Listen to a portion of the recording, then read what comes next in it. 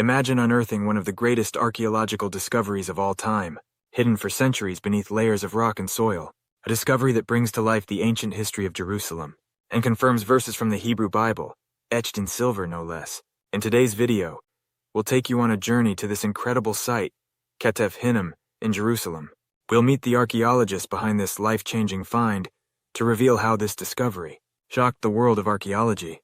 Stay tuned to uncover the oldest biblical verses ever found, and the touching story of a young boy who made history with his curiosity. Our journey begins in the city of Jerusalem, at a site known as Ketef Hinnom, located southwest of the ancient city, just across the valley of Ben Hinnom. This site was used as a burial ground starting in the 7th century BC. Rock-cut tombs were carved into the hillside, serving as family burial sites for generations. These tombs held not only the remains of the deceased, but also valuable grave goods, treasures that often fell victim to grave robbers over the centuries. Most of Jerusalem's tombs, while fascinating, are found empty. But what if a tomb could remain untouched, preserving its secrets for millennia? This is the story of Tomb 25.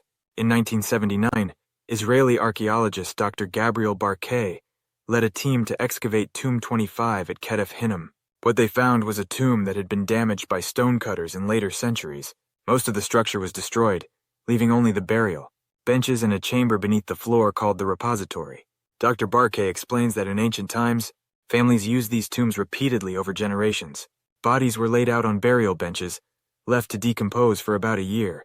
Afterward, the bones, along with grave goods, were moved into the repository below to make space for new burials. In Tomb 25, archaeologists discovered the remains of 95 individuals, but initially, it seemed like the tomb held little of value. Among the volunteers that year was a group of children from an archaeological club. One of them was a curious young boy named Nathan. Dr. Barkay recalls, with a hint of humor, that Nathan had a knack for pulling on his shirt to ask endless questions. To keep him occupied, Dr. Barkay assigned Nathan to clean the repository floor, a task that seemed unlikely to yield anything significant. But Nathan's curiosity led him to punch a hole in what appeared to be the floor, and that's when everything changed. What they thought was the floor was actually a collapsed section of the ceiling. Beneath this false floor lay treasures untouched by tomb robbers, intact pottery, grave goods, and something truly extraordinary. At the bottom of the repository chamber, next to the true rock, floor archaeologists uncovered 2 small rolled-up silver objects. These turned out to be ancient plaques of silver, rolled tightly like scrolls. When unrolled, the scrolls revealed Hebrew writing, beautifully inscribed in tiny, meticulous characters. The first word deciphered was none other than the sacred name of God, Yahweh. Dr. Barkay recalls the moment he realized the significance of this find. The opening word was the name of the Lord, the unpronounceable tetragrammaton, he said. These scrolls were not only remarkable for their craftsmanship, but for their content. They contained the priestly benediction from the book of Numbers, chapter 6. May the Lord bless you and keep you. May the Lord make his face shine upon you and be gracious to you. May the Lord turn his face toward you and give you peace. The Hebrew script on the scrolls dated back to the 7th century BC, during the First Temple period, when Solomon's temple still stood in Jerusalem. This was hundreds of years earlier than the famous Dead Sea Scrolls, making these silver scrolls the oldest biblical text ever discovered. Even the burial customs and artifacts found in the repository confirmed this timeline.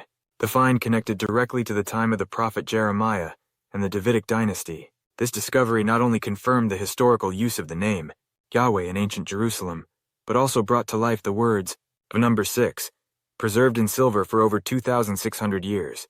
Dr. Barkay reflected on the personal significance of his discovery. As a child growing up in Budapest during World War II, he remembered his father blessing him every Friday with the same words found on the scrolls. Decades later, to uncover these ancient words in Jerusalem felt like closing a deeply personal and spiritual circle. The silver scrolls of Ketef Hinnom are not just relics of the past. They're a reminder of the enduring power of faith and the timeless nature of God's Word. So now you know, the oldest biblical verses ever discovered weren't found on parchment or papyrus, but on silver scrolls, hidden beneath the city of Jerusalem. If you enjoyed this journey into history, let us know in the comments below. Don't forget to like this video, subscribe, and hit the bell so you won't miss our next adventure. And if you're curious to learn more about other groundbreaking discoveries, check out our video on the oldest inscription of Yahweh found in Sudan. Thanks for watching, and we'll see you next time.